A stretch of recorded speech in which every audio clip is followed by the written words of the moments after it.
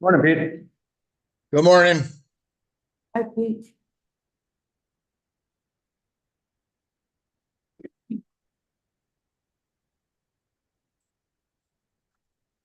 Okay.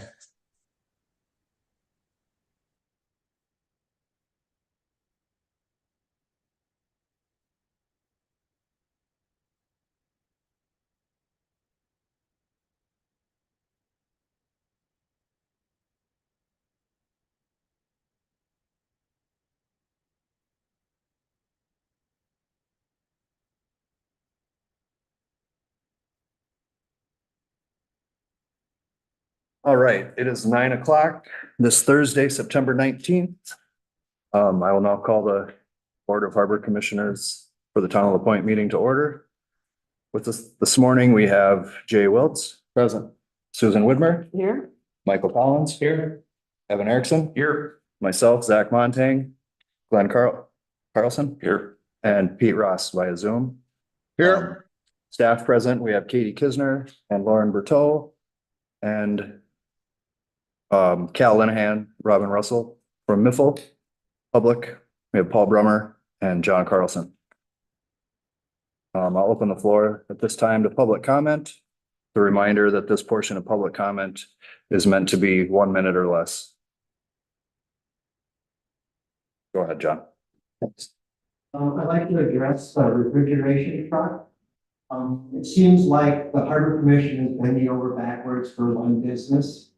When the business has been around for a very long time.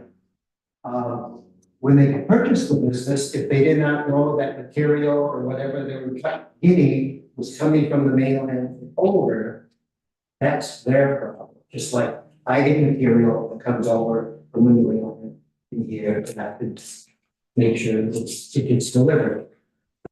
I'm just wondering how long it will take to recoup the amount of funds that the Harbor Commission is going to put out for a new vehicle, a trailer, before it's paid for.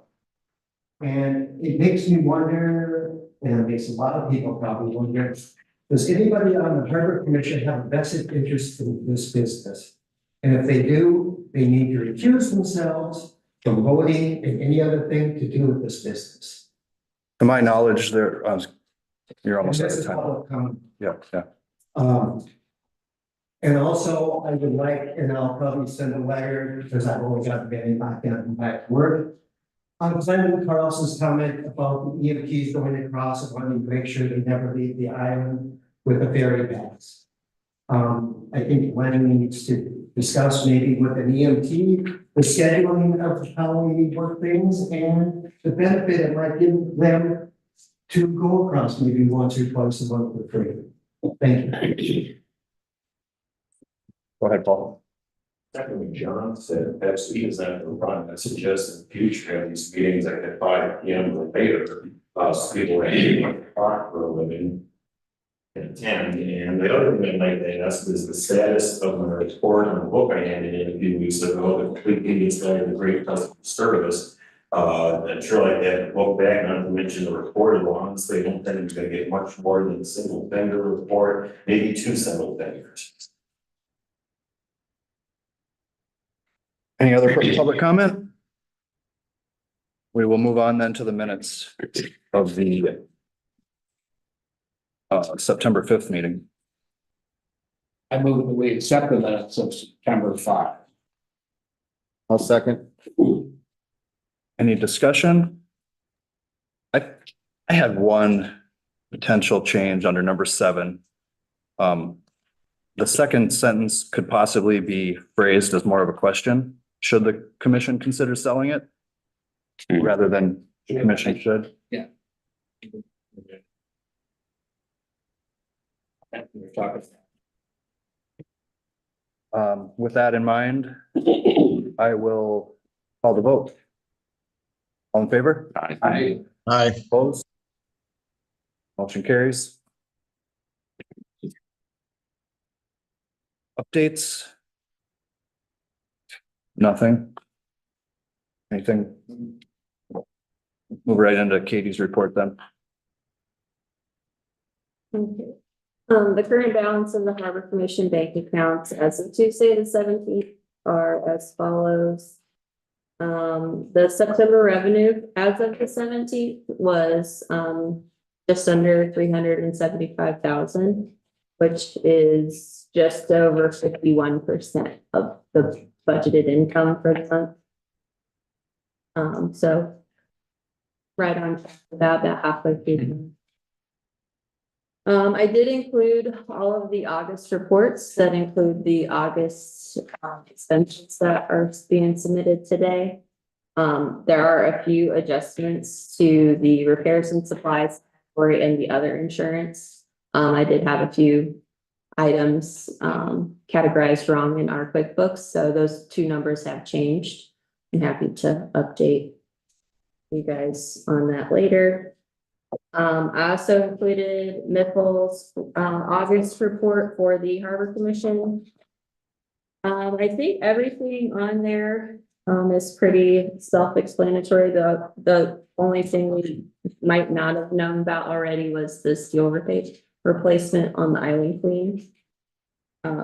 Which looks like they're just. That's it.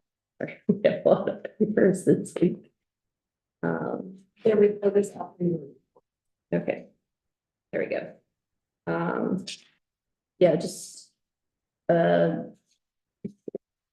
several feet of steel. Are they gonna come here to do that? My first attempt is gonna be to have it done in-house. We gotta assess it. How bad it is, and if we have the skills to do it. After that, then yes, they would come here to do it.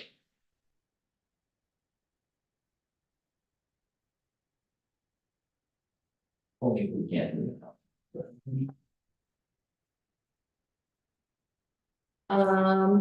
And then at the beginning of last week, Charlie with NISA reached out to, Glenn and I, and then I believe Robin as well, just about, he was under the impression that there was a 7:30 ghost vote, after the 7 p.m.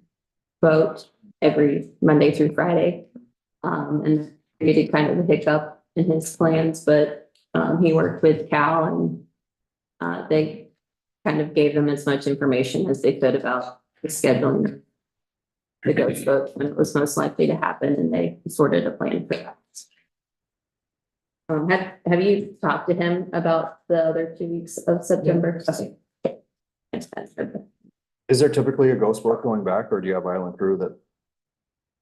At this point, up until today, yes, there's been typically a ghost vote going back, and of course, I mean, with every ghost vote, we don't get, and that's the issue is he's looking for a guarantee. So, yes, so far it's been, working out perfectly for him, no major issues. But yes, that is one concern is it's, every single one of those days is one person is a pilot staff member. So for whatever reason, I had to put another island staff member on. They would go one way and their shift, even if there was a 7 o'clock.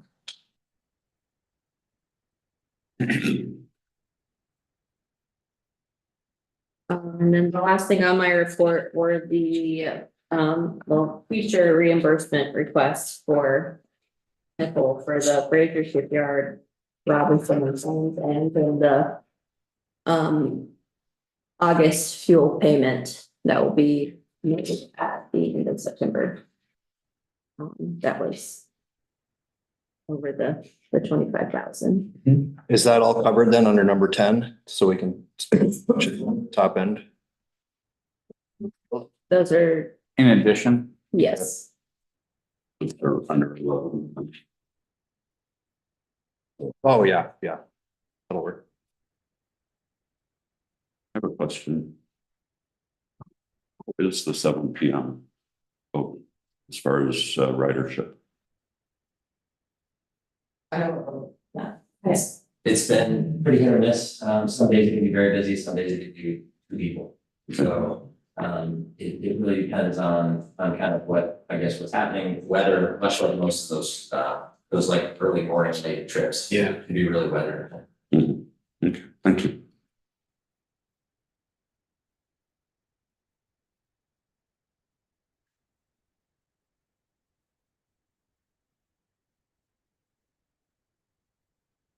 Anyone have anything else for Katie?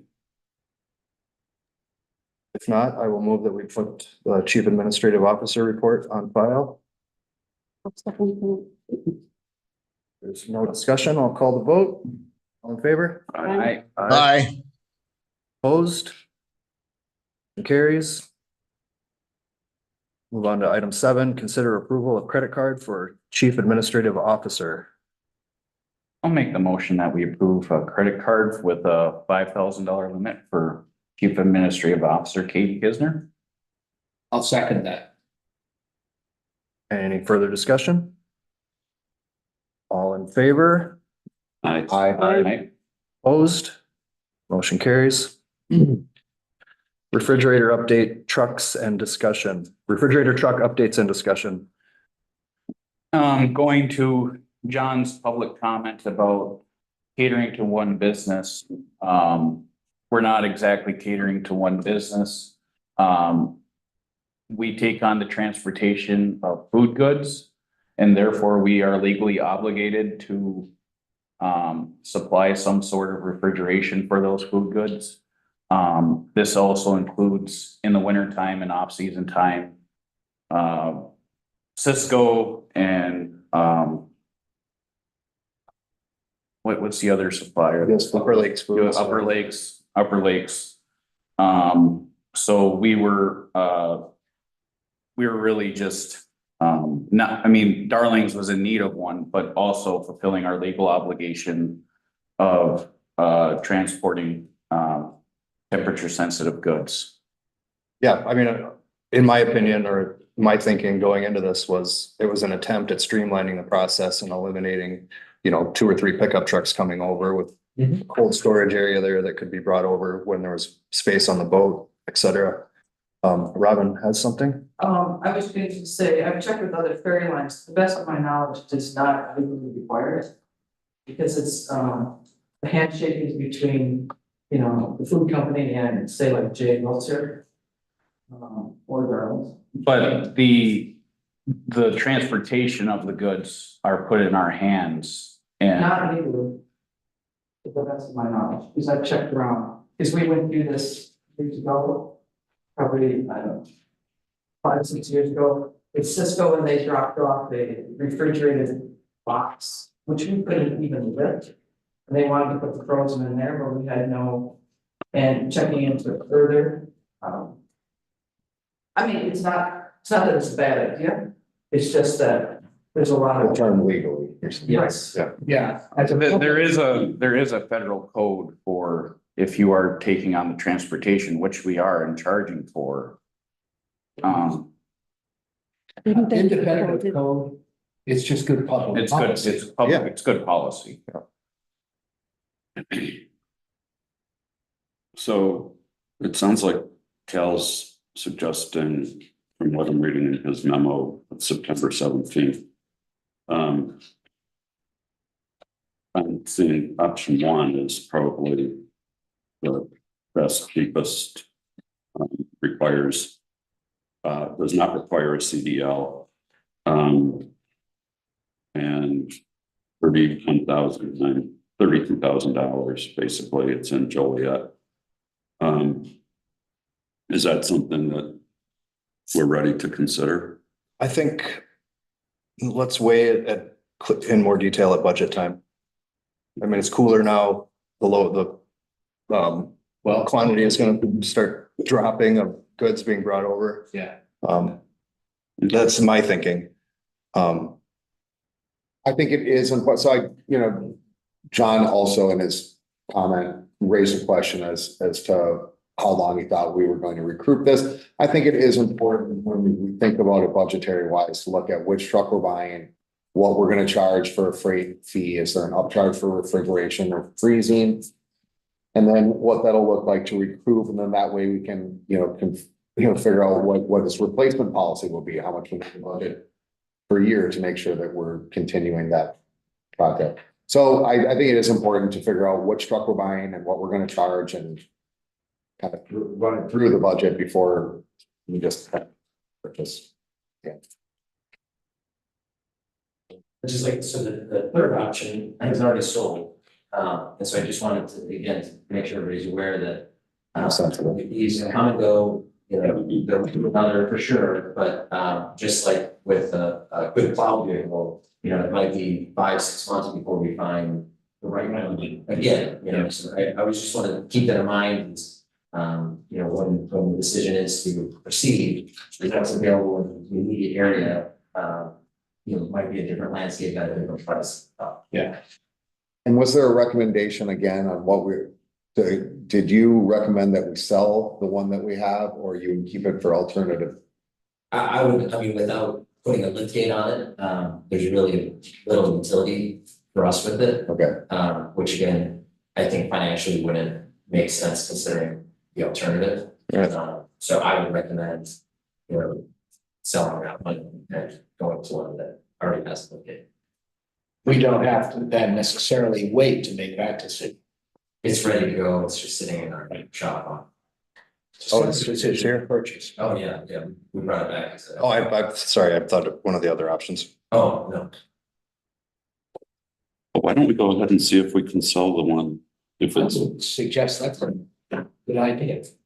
I asked Evan if he could do it on the. And there'd probably be a separate agenda item, and there's some other things I need to put on there for auction that we need to approve Okay. before I can. Which would have to be a town board. I think we should approve what assets we want to get rid of, and then it moves on to the town board. When I present the full list of items that we wish to auction off. Can we do that next, at the next meeting? Is that?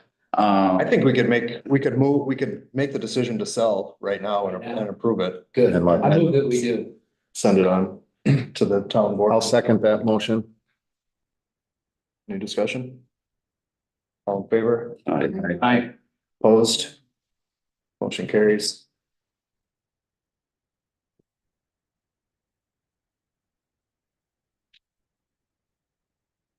I haven't had a chance to look at the trucks, to be honest, in a chaotic week. Not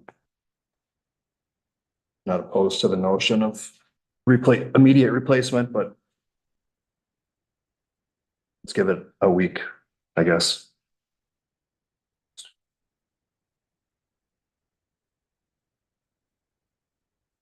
Anything else I there? do have the, what's the links pulled up, like. Oh, let's run through them. Here, this range, the tweets.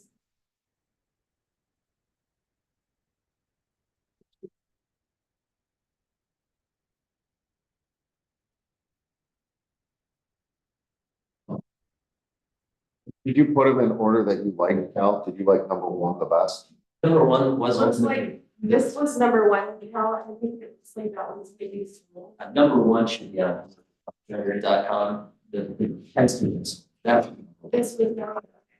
so I talked to him directly, I've gone through, you know, all the details, it's in good condition. The length of it is the most ideal, it's just not going, based off of everything we've seen this summer, it's not gonna overfill. At a max summer load, it checks again every single box, so it does everything, That's a good price too. it's. Yeah, it's right. That's what I'm trying to say is that, you know, you come to me a week from now and say, Yeah, you know, the only way around it is to spend more money. You know, if you double your budget, I can get you something anytime you want. If you want to shop conservatively, you know, you gotta wait. where is it located? Illinois, Juliet, Illinois. Well, I don't know. Let's see the other options. Well, the third one is sold and going across the entire United States at this price point. I was barely able to find anything. The second option was which you're looking at there, was just something I wanted to bring up again, because, you know, if we're talking about proper storage of food, which you guys have, you know, there's a lot of frozen goods. And if we're transporting them properly, you would have, which this truck does have, 2 separate units that you can isolate 2 compartments and have a frozen section and a refrigerated section. So that's why I wanted to bring this up, because I just wanted to say, you know, that's what it looks like. It's got 2 separate doors for that reason, you know, down here. That one needs a CDL, right? That one does need a CDL, but which again is part of this, you know, it was very difficult. I could not find a smaller 2-zone than that. Which I'm not opposed to the CDL, you know, getting a staff member CDL, but that's, I mean, best You case. need like more an than 8 one week. staff member, because if they were sick. Exactly, but you know, that's an 8 week course kind of minimum sort of thing. Really? Lots of them. Oh, yeah, so it would be good to have that because everything we've done thus far, we kept working, you know, like our service truck is literally like 100 pounds under the CDL requirement, you know, we've gone well out of our way to not hit that. But I'm just putting it out there as not, I'm not opposed to any of this, I'm just saying, here's kind of what we're looking at. With of course, the 18-foot, you know, box for 31,000, 32,000 in Juliet being the most immediate, it checks every box. It's electric, you know, even when it's not electric, it has its own little, its unit is diesel powered.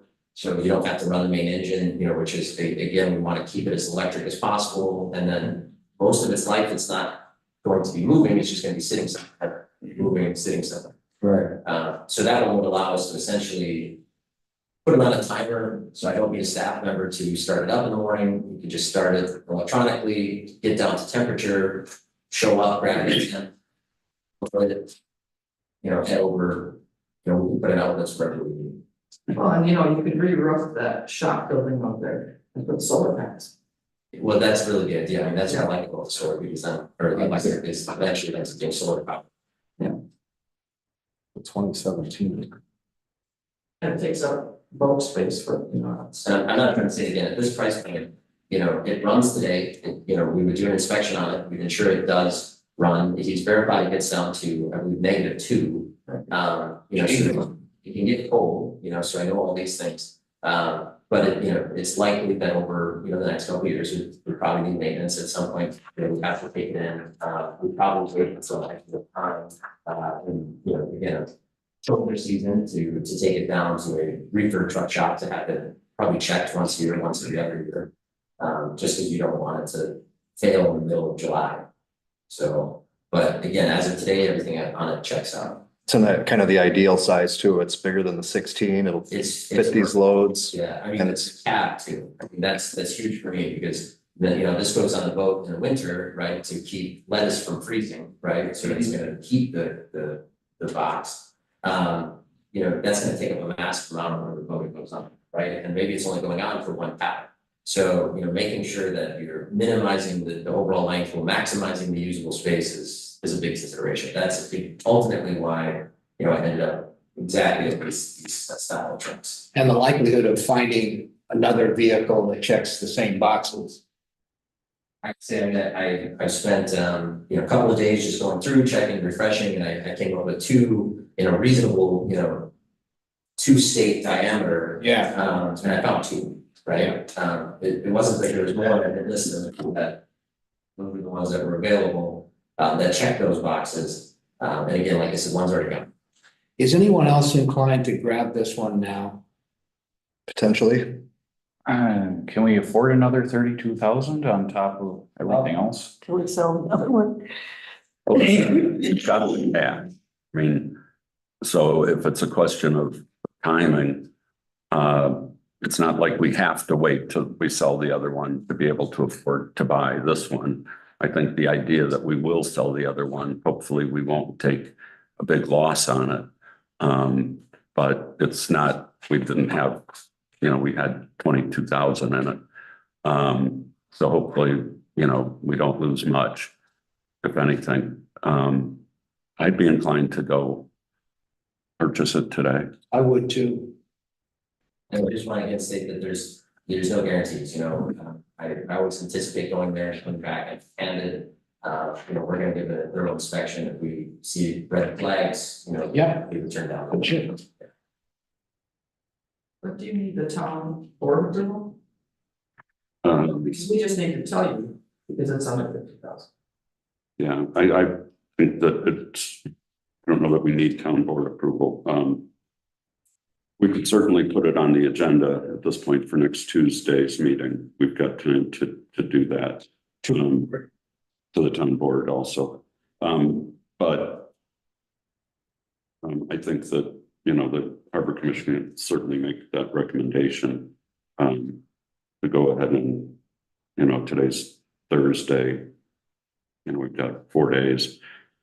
I think it would be fair to let the seller know that we're, halfway there with, the Harbor Commission recommending it, and it's, Well, by the time you go and look at it. Yeah. And yeah, when would you go look at it? Well, I would start that process, as soon as possible, right? And so, I mean, again, my recommendation on this for the safety of speed essence of it would be that, we under our contract could just procure it with your direction saying you want us to do that. So we could just, go down, get a check, inspect it, and again, by then, yes, it may be Tuesday, but at least I've said, yep, we're gonna come get it, we're gonna come take a look at it under our guidelines with your direction saying, we want you guys to find a reasonable bridge truck, we find it reasonable. Yeah. Then we proceed that way. I think the idea is reasonable, and reasonable is in the management agreement. So I think if we were to say that we think that it's reasonable for you to do this, that would be, I don't think that needs town board approval. Is it reasonable to have a down payment in your pocket? it would be cash on This is pickup. This is a total cash, yeah. Well, I'll make a motion that the Harbor Commission finds that it's a reasonable expenditure for Miffle LLC to purchase the vehicle that we've discussed. I'll second that. Got a motion and a second. Any further discussion or any discussion? All in favor? Aye. I'll abstain. Opposed? Okay, one at, Evan abstained. Thanks for that, Cal. Yes. Get on that essentially right away and I'll send it. It's a tie to Madeline should be going to dry dock today or tomorrow, so we're gonna be, weaving it out of that with personnel, so.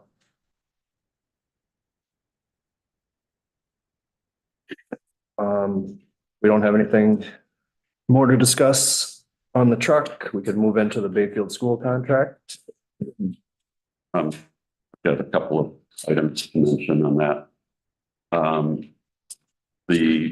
We have reconfirmed again with the school district that the chaperones on the regular trips will be the last to board. They will take attendance in a way that's visible to the crew.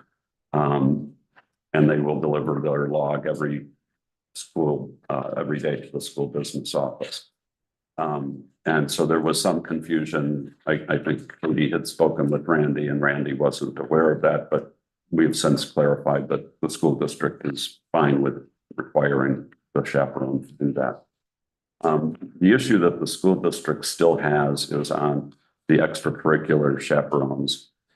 They have not in the past done that, and they actually don't feel that they have a legal obligation to transport students beyond the ferry dock in Bayfield. And they only transport extracurricular students to Legendary Waters, for example. They don't go on the normal school bus route to take them back to their normal school bus pickup. So it seems to me that this is really more of a question, not between the Harbor Commission and the school district, but it's more between Miffle LLC and frankly, the parents of these kids. And my suggestion would be that we get either Miffle's attorney or our attorney to draft a strong indemnification that parents need to sign if they have a student that's going to be making use of that for extracurricular activities, making use of the ferry for extracurricular activities. And that we, on page 3 of the proposed, the final draft, make just one word change to that. And that is in item M, the last sentence, instead of the obligations set forth shall equally apply, we shall say the obligations of the school district chaperone presence shall not apply to any conveyance accommodating extracurricular activity. So that it's not the school district's responsibility, it's really between the parents and Miffle LLC. And so I think if we can get a strong indemnification, you know, frankly, as the owners, we are ultimately responsible for any claims against Miffle per our management agreement. And so I think it does, our management agreement, I think, protects Miffle LLC from claims. But not us. Well, no, so I think let's get the parents to do, and they can do it with naming also Miffle LLC as someone that's indemnified, but also the Harbor Commission and the town and everybody else. Yeah. I like that notion. So do I. I think they're requiring a parent to go over and escort a child back from, especially a high school. I mean, they could, half of them have driver's licenses. Yeah. When in the summertime, the age requirement is 8 years old. Anyone 8 and over can ride the boat unsupervised without parental. According to the letter that went out with the courtesy pass, that's exactly what it says. But, the Coast Guard does not allow us to supervise anybody.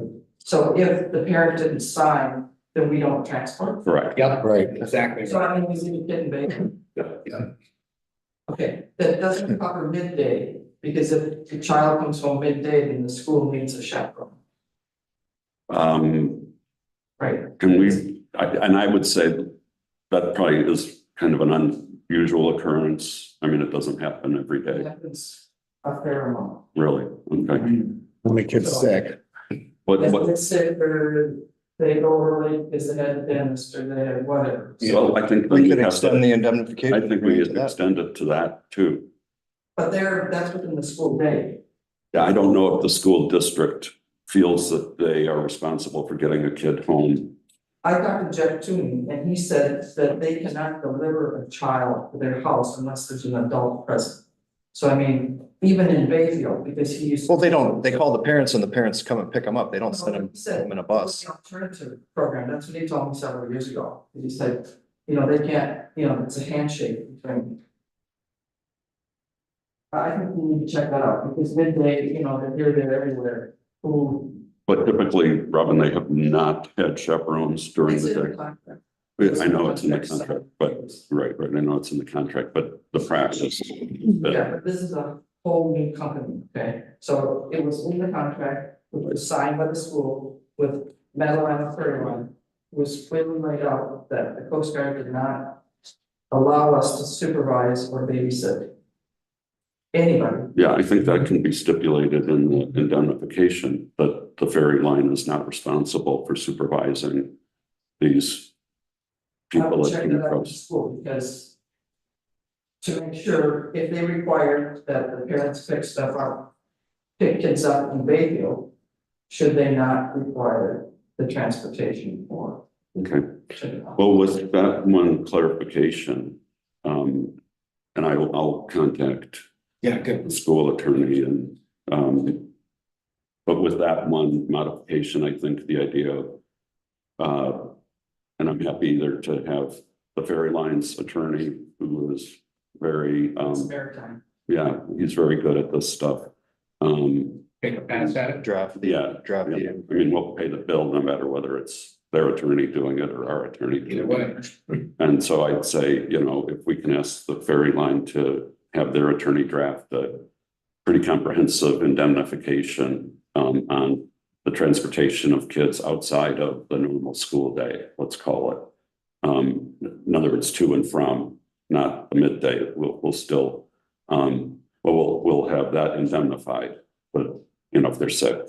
And I think we can check the school board, but until then, we're in a gray zone, so we don't call anybody who doesn't have parental. I think you have to use your judgment. I mean, we don't want to leave the kid in Bayfield, but that's, yeah, you know. And in the big scheme of things, they're very precious. I mean, you don't want them to come down to the passenger terminal and nobody really paying Yeah. attention to where they are. I mean, there are bad actors around. I mean, even in the boat or in Macon, so it's, you don't wanna leak out on this. You know, and I mean, just, affect on everyone else, sense of safety and. I just see the sick kid scenario and with the boat schedule. Requiring a parent to come over and meet them at the boat just for that trip, rather than just getting them home, getting them comfortable is kind of a hard thing to. The only time that I remember as a kid of that happening is when there was an ice road, and that was because it's convenient. Oh, yeah, just around Bayfield. Yeah. But any other time I had to leave school early, I go to the office, they call my mom. And she said, okay, you can go. And then I'd walk down to the boat and catch the boat and go home. That's the way it worked when I was in middle and high school. Well, I'll talk to the school, but to move this along, I do think that it's clear that with respect to extracurricular activities, the school is not taking responsibility for the transportation over, taking responsibility, getting them to the ferry, and will use this parental indemnification to cover that extracurricular period. Does this sound like a hall pass to anybody? Like you need to leave the building, get a pass from the office? Well, it kind of does, doesn't it? Yes, and I think that there is, it sounds to me like there is probably an option with getting the parents to sign off on something if they want them to be able to come home unsupervised on the occasion that they're sick without a chaperone. And if they don't feel comfortable with that, then their option is to take the boat over and go get their Themselves. child Right. themselves, or they're stuck in the nurse's office. And there's language in here to prevent or deal with trouble behavior. For sure, that is a separate issue in my opinion.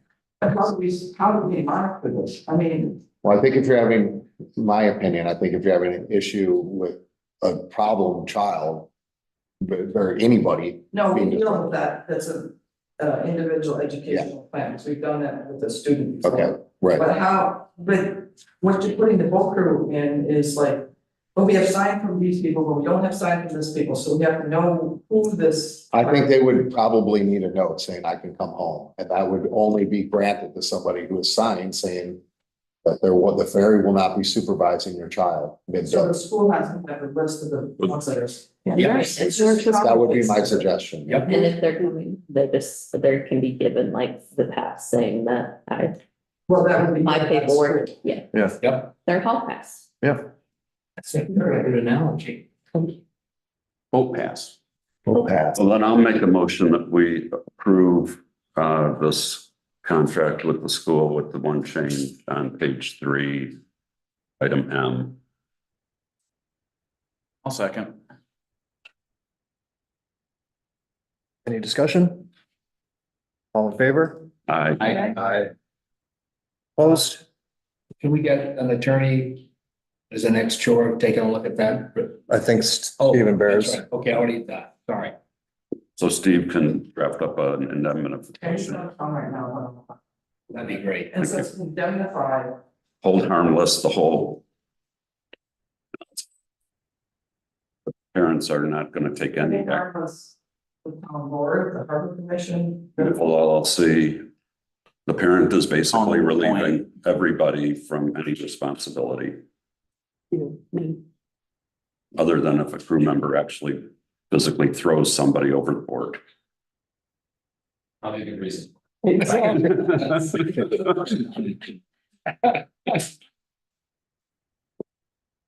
Okay, good. All right, moving on. Review the quotes for the LaPointe top engine rebuild. Is this heads folding machine, new injectors, all that? We don't know if the ends are necessarily gonna get machined, but it is the whole top end, yes. New injectors, I saw there's a water pump. Or do they replace any of the like high pressure fuel lines at all? Not to my understanding, but again, I think everything is laid out as to what every part that they would be replacing it. Yeah, it's a, yeah, it is. It is. What was the final tally for both engines? 96. 96? I will make a motion that we approve the moving forward based on the quotes for the top engine rebuild on the low point. I second, and I'll just make a quick comment that, the Island Queen number of years ago didn't have something like this done, and then it prematurely had to have a full overhaul. I think at 12,000 hours or 15,000 hours. Was that the weekend of wind sail? Because Island Queen started the dock in July. No, this was 6-7 years ago, and it was supposed to be just a quick top end overhaul, and Cats found out that the top end was never done at so many hours, and so it had to get, the whole engine got pulled for a full rebuild, and it was 10 to 15 hours premature, Which argues for getting this. which is why you want to do this. So that's been new. I mean, essentially, there's two ways to do it. You can run an engine its whole life and put in as little as you want. There's kind of, in the past, honestly, that works when engines were simpler and cheaper. You could just, you run it up, and when it's done, and you can throw a new one in pretty quickly. Now the cost of these engines are getting pretty astronomical, the time it takes to swap them out, their ability to be backwards compatible. So such as, the last engines that we just put in the Bayfield, I'll keep this very short, but went from a 12.5 liter John Deere to 13.5 liter John Deere. Essentially the same, but it took a pretty big show and dance, to say it's in kind. If it wasn't considered in kind, you might have to update a whole host of additional systems, right? So much like if you were to, have to replace your steering on the Bayfield for whatever reason, it would be an entire overhaul and probably in the hundreds of thousands of dollars if you couldn't get an in-kind parts, right? So like this part doesn't exist anymore, I have to go to a new system, you might have to redo the whole thing. So it's really now more than ever critical to, be taking preventative maintenance on your engines to get, an additional 5,000-10,000 hours up the back end so that you can avoid, that massive expense of a. Because if you have to go to tier 4, you put in scrubbers. Oh, yeah, I mean, it's stuff like that. Like, again, we can't go less than tier 3, but who knows, by the time the engine has to be replaced, they might say, well, you can't even put a tier 3 back in. Now you have to upgrade to tier 4, right? So it's not just replacing the engine. Sounds like you're preaching to the converted. Yeah. How much is a new C18? Do you know? The new 200? Yeah, I don't know off the top of my head. I mean, all my numbers would be pre-COVID, so. Yeah. Which we all know COVID made everything expensive. Did we get a second on that motion? I seconded. Okay. Call the vote, all in favor? I, Bye. Motion carries. does it come with I assume some sort of warranty from Cat for their work? We did that, but so far, everything that they've done, that's talking. Approval of bills. I just have one question, for this $500 check for registration fee trust for Motor Carry Authority. That has to do with, the insurance. Okay, Yeah, so we have to, in changing from Progressive to West Bend. We have a federal, it's a long story, there's a federal DOT. And we gotta have the DOT number to get the postal contract, but with the postal contract. And the DOT, then you have to get an IT number, and now. We're in trust state, within the state, that was advised by, what is his name? Whatever. Don, the new agent, said that if you have to have a Wisconsin, whatever you said, $500. yeah. I was just wondering, because, as a municipal owned entity, we're exempt from DOT. Yeah, but it's under Miffle. It's under, okay. Yeah, insurance is under Miffle. And you know, the exposure to both maritime and, you know, on land. So it's just something that I was advised to do and, Okay, we don't know if it's gonna work quite good. Because they have to check with the state and it has to be listed in the state before they can, certify the insurance is good. Sounds reasonable. and then I have a list of accounts that are still charging tax. I can give that to Katie, unless you guys are still working on that. We can do that on a gradual basis. Okay. You know, we're taking the big ones first and I did notice that a lot of them have changed in this round, so that's good. One other thing before we approve payment for the West Bend Mutual, that transition is complete now? no, because it had that $500 I just sent in, I was Okay. waiting for Jessie to call me back and she didn't get back to me. So I just went and sent it in. It says it's a 2-day process. And I suppose then, Don checks with the state listing to see. I don't know. Everything is done on Tuesday, but you can backdate the rest of the policy. But I know for certain up to a month, but I believe even sometimes greater than a month. So again, being double, we should be able to go all the way back to Right. when West Bend took effect. Okay, And Jessie from Bremer recommended that we not switch until we really knew that this Wisconsin $500 would work, because she said if you switch and then you go back to Progressive, you don't have much of it, you know. Yeah. Can I make a note? I noticed on the invoice that the due date for the West Bend payment is 9/23, I believe. Which is the day of. It's right around the day of the town board meeting. And I don't know, like, we're in communication with them. Would you mind reaching out and, you know, seeing if they can extend that due date of the payment? Because the town board won't approve it until Tuesday. Okay. So I don't want it to lapse. If you want to give Katie an update or me, Okay. that'd be great. Will do. Thank you.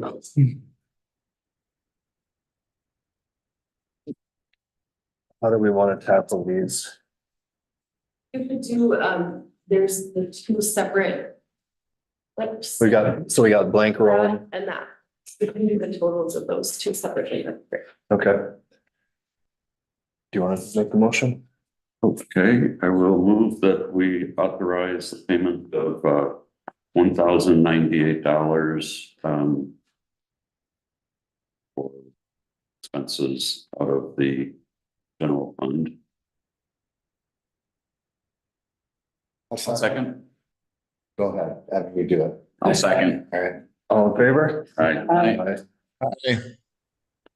Motion and carries. then we have reimbursement for August to Miffle LLC in the amount of $145,393.59 and a payment to West Bend Mutual Insurance Company for $21,897 for a total of $167,290.59, and I will move those approval. I'll second. Any discussion? All in favor? Aye. Aye. Opposed? Carries. That was it, right, for bills? Thought there was a third one here somewhere, but maybe not. We'll move on to item 12, review of the Miffle management contract. And I believe that we're going to go into closed session for this, or I will move that we go into closed session for this. Under state statute 19.851E.